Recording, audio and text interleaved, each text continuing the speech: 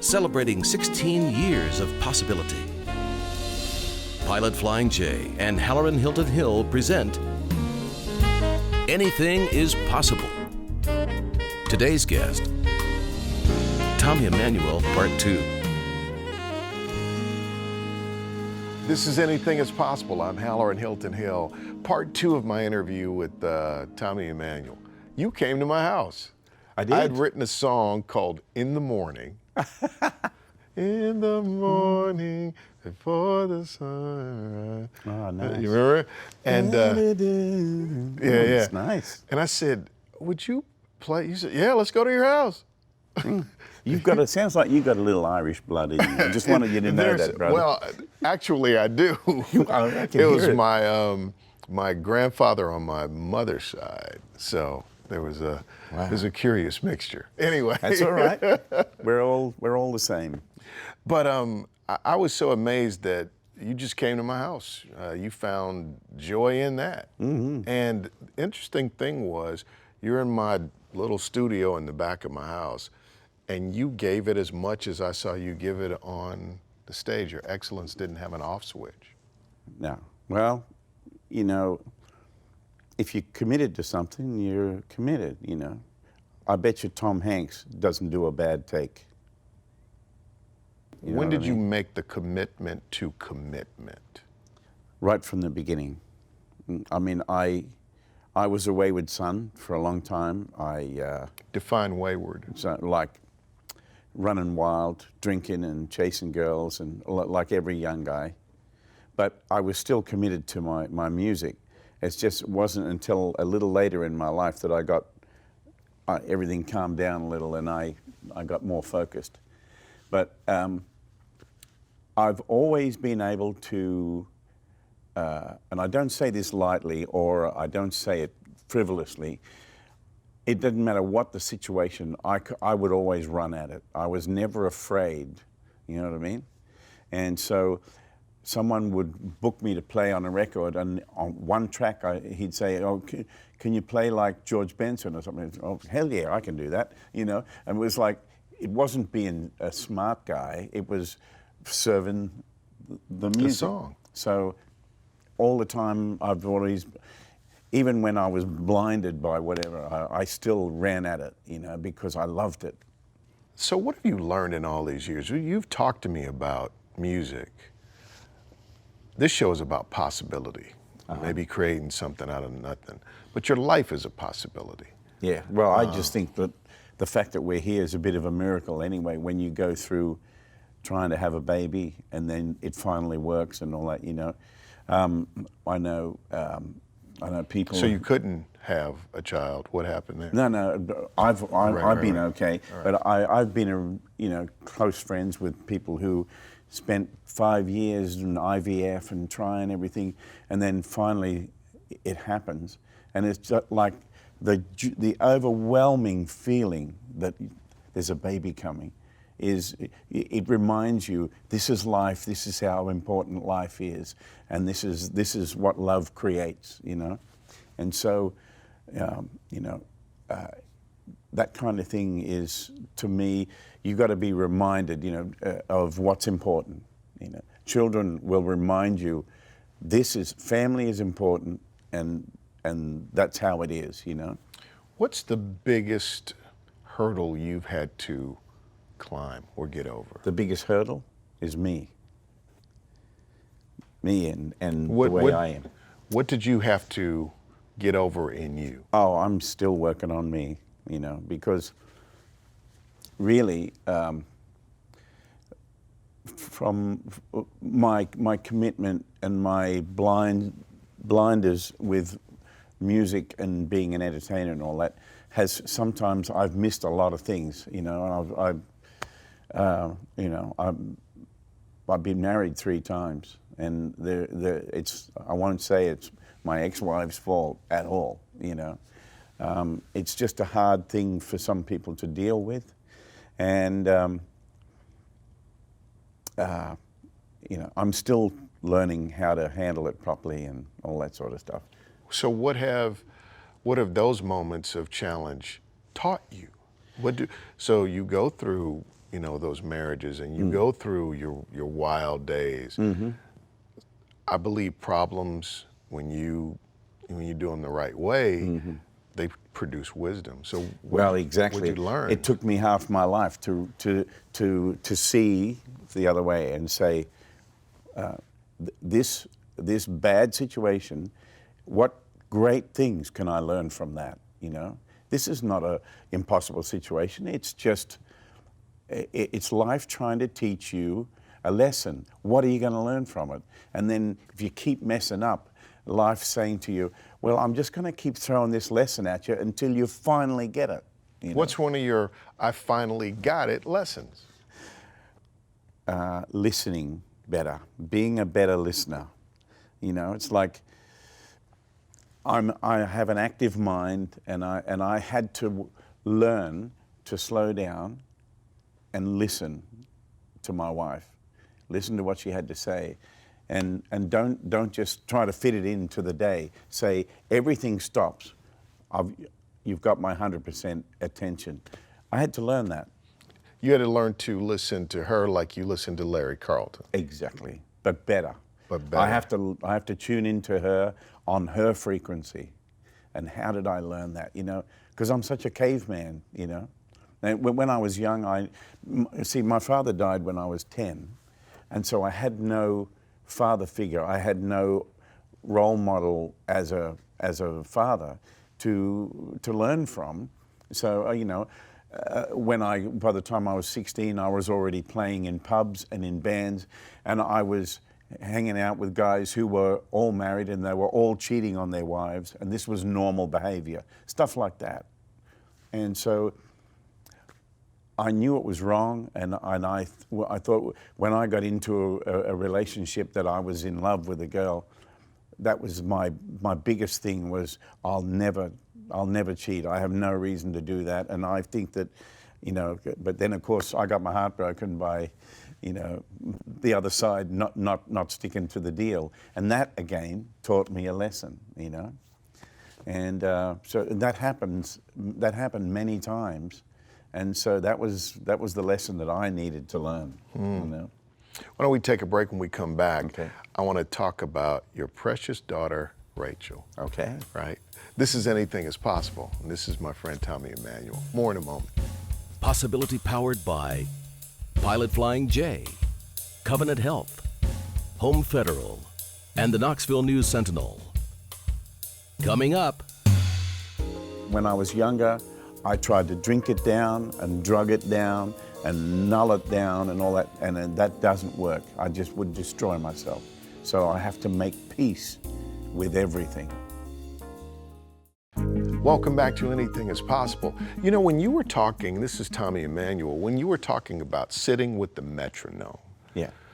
the metaphor for me was, have I really considered the real rhythm of life? I believe everything revolves around seasons, cycles, and systems. Exactly. And if you can ever get in sync with, if you recognize them and you get in sync with, it's just, life is so much sweeter. And you're a part of it. And what you've got to offer the entire world of all these billions of people and things going on, your part is still important. do you sit with a life metronome? Is there some spiritual core? Is there something that's true? And you kind of go, I need to be in the pocket with that. Exactly. Treat others as you want to be treated. That to me is got to be the mantra to live by. To be compassionate as you can. To be, to have empathy for people. To do your best to see the needs of others. That seems to be,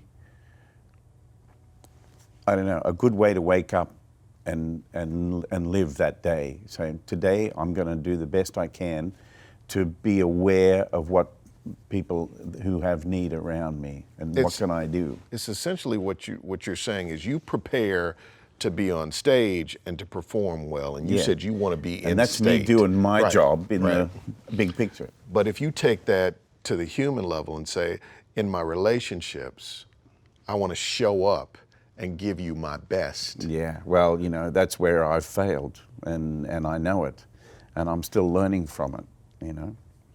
Your daughter. So you're 63 Yeah, I've with got a a 3-year-old. Yeah. So you have other children? Yeah, I have 3 daughters. So as you're doing fatherhood version 6.0, Yeah. how's it different for you? Oh, it means so much.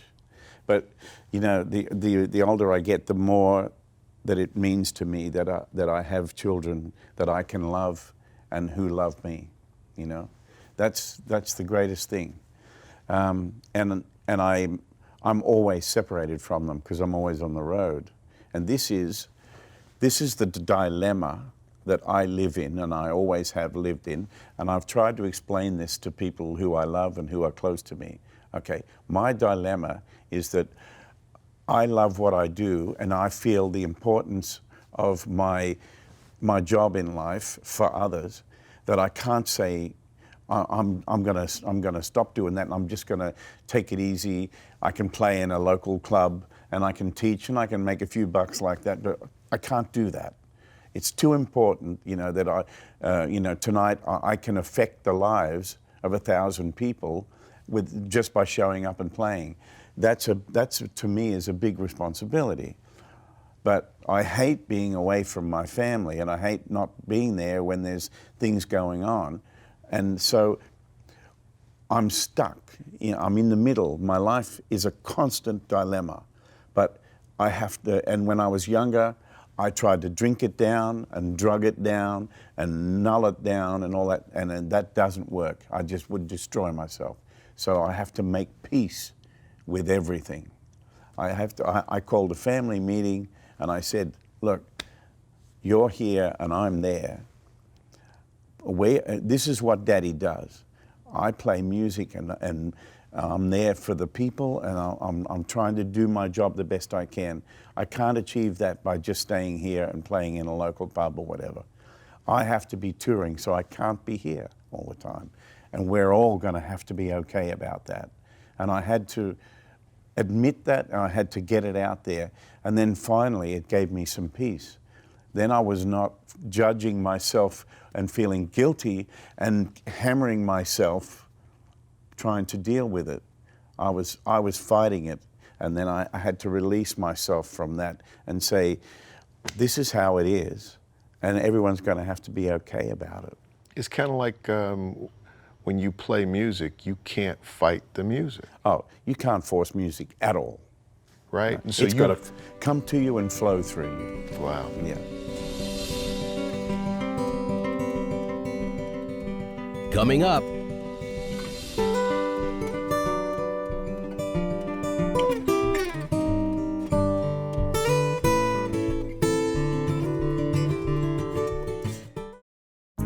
So you wrote a song for Rachel.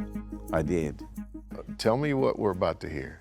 Well, this song, last year, because Rachel just turned 3 this year, last year, during her 2nd year on planet Earth, I introduced her to the Beatles.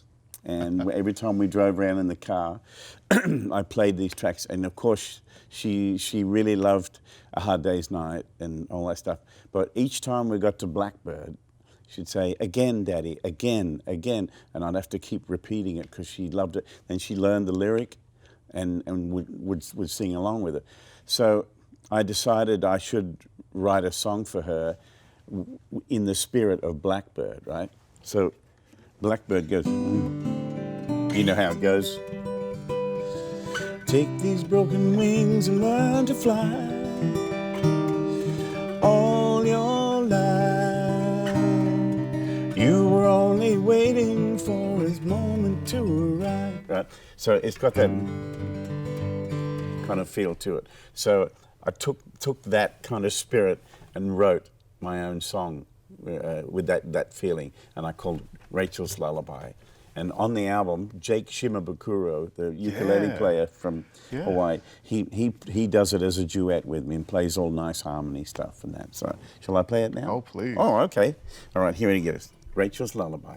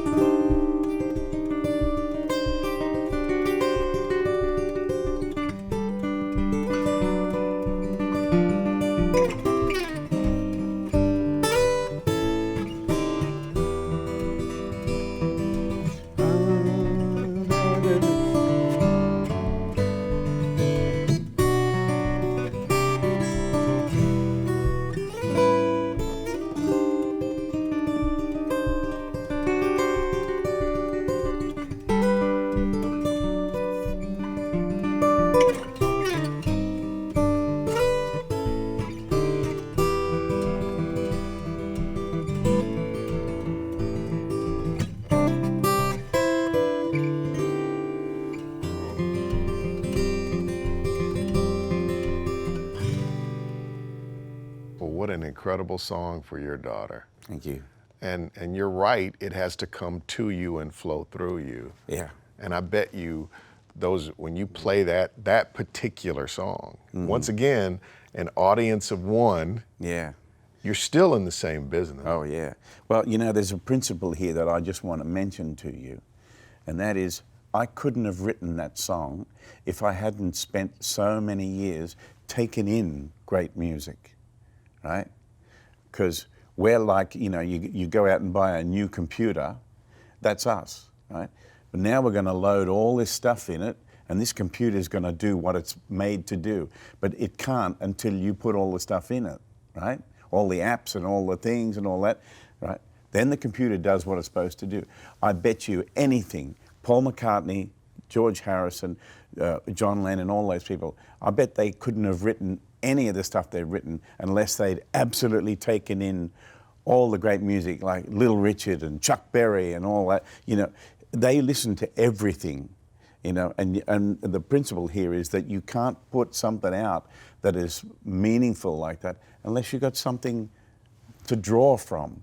So young people, I'm already getting messages from young 15-year-olds saying, I'm playing your songs and I'm trying to write, but the stuff I write is just no good. And it's like, you're 15, keep listening, you know, take it in. Yeah, it's interesting that you didn't say, just keep playing, you said keep listening. Listening, yeah. Yeah. Take it in and, you know, no one owns music. It's here for us. So steal it all you can. Take the ideas, you know, like I could point out to you in 4 of my songs little ideas that I said, oh, you know, a James Taylor thing, you know, where the melody starts in an unusual place, or a George Harrison thing where it goes minor to major, back to minor or whatever, or he finishes the melody on the 3rd.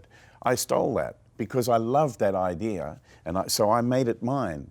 Now it sounds like me, it sounds like my song, but that's that's the influences that I drew from, you know, and Stevie Wonder has done that to the entire universe, you know. When we sit down again 10 years from now, right, you'll be 73 years old. Right. What's that guy going to be like? He'll be just finishing the Boston Marathon. What do you imagine for your life? Well, you seem like I you're hope I'll having be the a time. lot better musician by then. But, well, I hope I'll have learned a lot, and all my children will be grown up by then. That'll be great. Well, you know, I so thoroughly enjoy every time I get to be with you. I learn a lot. Me too. I learn a lot by what you say, but I learn a lot more by who you are. You radiate the experience, both the pleasure and the pain, but it's like this... you can't have one without the other, brother. It's like this beautiful cocktail. Yeah. And you can feel it in your music. But there's one other thing that I want to thank you for. You are transformed by playing, and I watch you lose yourself in the music. Yeah. And I witnessed. It wasn't until you showed me some of the broken places in you today that I could understand more what it does to you and what it does for you, because now I get what I saw on stage. It's my refuge as well. You're healing yourself. That's right. Yeah. When I went through divorce in 2003, and my world went upside down, and I had to hang on with everything I had, I went to my friends in Germany, and I cried for a month, you know. But man, did I write some songs when I got over there. I wrote songs that mean so much to me now because they came from that place of my only refuge is my music, and I'm going to dive into it and let it heal me, and it did. So music is your place of possibility. Exactly. Music is where anything is possible. Tommy Emmanuel, thank you. Bless you, brother. Thank you so much. Thank you. Yeah. We'll see you next time.